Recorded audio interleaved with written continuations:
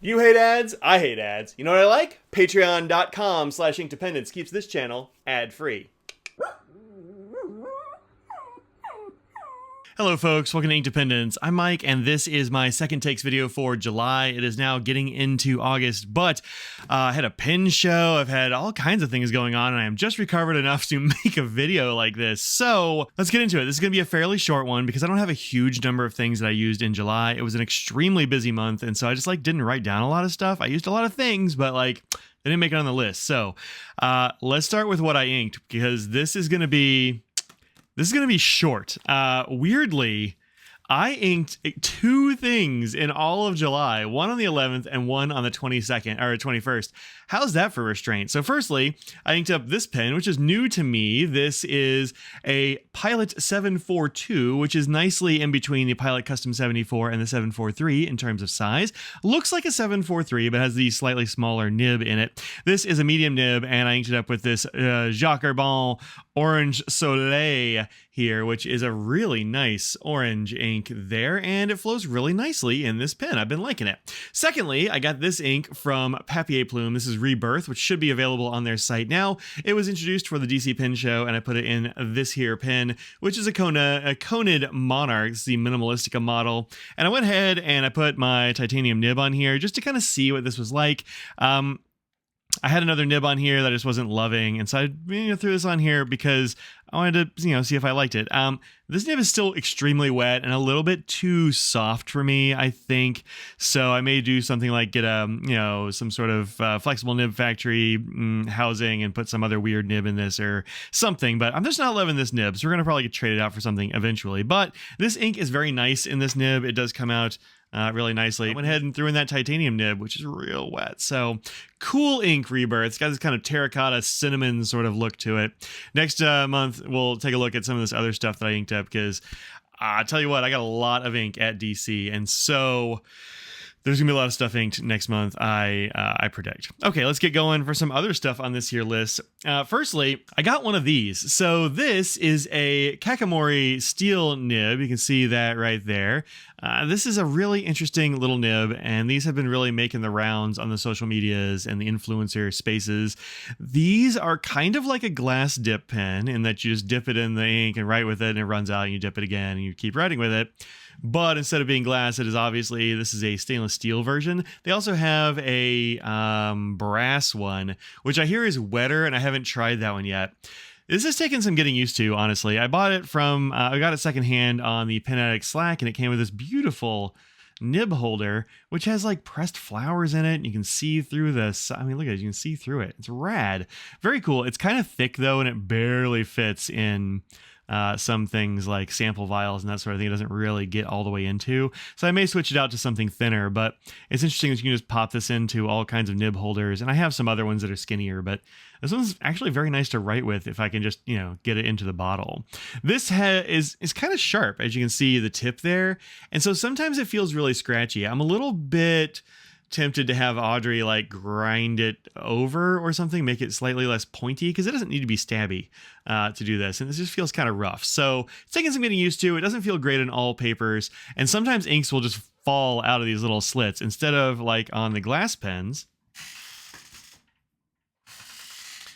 It sort of has this swirly pattern, and I think that does keep the ink from just falling off usually. But these are fun to use, and it is interesting getting to use these different kinds of dip nibs for doing swatches and all that kind of thing. So yeah, it's been neat. It's been neat having those. All right. Next up, switch over to a little gel pen here. This is the Zebra G750, which is one of their metal series pens, and I picked it up in one of their sales. They have these big sales, 40, 50, sometimes more % off. And so I've picked up, I think, all of the G metal series. This one is pretty cool. It's got this weird looking nose cone, has this nice knurled grip. It feels good to write with. Very moderate tip wiggle. It's barely there, but it is a little bit of tip wiggle. Pretty nice pen. I enjoy this one. It's got a good writing experience, as you expect from a Zebra G, or rather a Zebra gel pen. These are very nice gel pen refills, and yeah, I dig it. I think it's pretty nice. It's got this triangular barrel. It's pretty cool, and it's got a good look to it. I wish the knock was a little bit more impressive. It's a very quiet knock, which is going to be good if you're somebody who sits there and fidgets. It's not too distracting. And this will be pretty distracting, but it's not as bad as some other click pens I have. But it just kind of feels a little bit squishy. I wish it had a little more snap to it, if I'm being picky. But pretty cool pen. The clip is also a little bit... the clip could be better, you know? Tough looking pen, lots of strong design accents, and like a very minimal clip. So this piece up here could use a little bit of work. But this piece down here, very nice, comfortable to write with, feels good in the hand. All right. Next up, these are some things that I picked up from the Dormouse desk. She has an Etsy site, and she's actually kind of local to me. She's in the North Carolina area here, and she's been saying, hey, you should try these out, Mike, and so I did. So these are sample vial labels. There are little lid stickers, and then there are these combo packs, which are labels for telling you what is in the vial, and also a lid sticker. So I went ahead and did that on a bunch of samples that some... very kind viewer sent out to me. So this is KWZ Blue Gray from Cult Pens, and this is one of the lid stickers. And you can see there is a circle inside of here. These are sort of like hole reinforcements in that, well, let's see, have I got one right here? Yeah, I have one here. So what I've been doing previously is just sort of coloring the top of the sample vial, I don't know, hole reinforcement thing. Just a little circle sticker you can stick on there. But this time I tried to keep the center in there, and you can do it. The thing I figured out is that when you peel it up off the sheet, you just have to peel it really slowly. And then when you get to the center, you kind of like put a fingernail under there and kind of pop it loose, and it'll come loose and it'll stay with it. You can also use a pair of tweezers. I like these little chisely tip things, and you can just peel off the big circle and then carefully grab the little one with tweezers and just kind of like stick it in there. It's not too hard to do. I've done it a bunch of times. It's totally possible if you have an even moderately steady hand, so I think you'll be okay. And then you can write on the top of here what the ink is, which is what I've been doing on these, because I get racks. I have racks and racks of these things, and sometimes it's very hard to find the one you're looking for. So I colored on it with the actual ink, and I wrote the name of the ink on the top. In doing a bunch of these, I've decided that I kind of like this pen a lot for it. This is a Uniball 1, and I don't love the Uniball 1. It's just not my favorite gel pen by a long shot, but it actually is really good for this. It has a pretty fine nib tip here for 0.5 millimeter, especially for a gel pen, pretty darn fine. And so yeah, it's good, and I've been liking it for writing on these labels more than most other things. They're a little bit I don't know what the word is, but like kind of squishy, and so ballpoints kind of like sink in more than I like. But this gel here, really nice, dries well, and is fine enough. So this has been my favorite for that. Then this is actually, no, not that one. This one is one of the labels that goes around the side. This is Pilot Irisuzuku Takasume. And yeah, you can write on these very sharply. If you have a smaller pen tip, you can do even more words, obviously. And you can also like put a stripe of the color on there if you'd like. I haven't done that on here, but because it's on the lid, but you totally could. It takes fountain pen ink pretty well, and it dries reasonably quickly. So yeah, these are pretty nice. You can find these at the Dormouse Desk's Etsy site, and I'll put a link down in the description there for you to find those. I've been liking them. Yeah, very useful. A lot of times I will use my label maker to do the main label, but I've been using some of these lately, and it's pretty cool. These are better than the hole reinforcement thing because they can be solid. I do kind of wish they were a solid dot, but these work out pretty well. It just takes a few seconds more to take that center with it, or to replace it with a tweezer. So yeah, pretty cool. And then you can put labels on here that tell you exactly what these inks are at a glance, which is neat. So I've got both like this one, both the color and also KWZ brown green, right? So pretty neat. So when they're in the sample vial holder, I can tell what they are. It's pretty handy. All right, so there you go. Thanks Dormouse Desk for making a cool thing. I dig it. Then I got a new keyboard. Y'all are used to probably seeing this brown and red sort of tone keyboard. I have switched it to this snazzy silver and pink cap one. Let me take the lights down a little bit. You can see there's a nice green backlit glow there. I can actually make that glow whatever I want because it's all RGB. I got this as a bare board, and I added the switches, which are Glorious Pandas, and I really like them. This is a Glorious GMK2, I think is what this one's called. I'll put it down in the description, of course, but very nice. Very fun feeling on the keys. I dig them. So it's kind of got a tactile thing there instead of a big loud click, which I like. So that's pretty neat. Lastly, I have switched back to my normal WritePads, weekly layout sort of situation here. Come on, let me turn a page. There we go.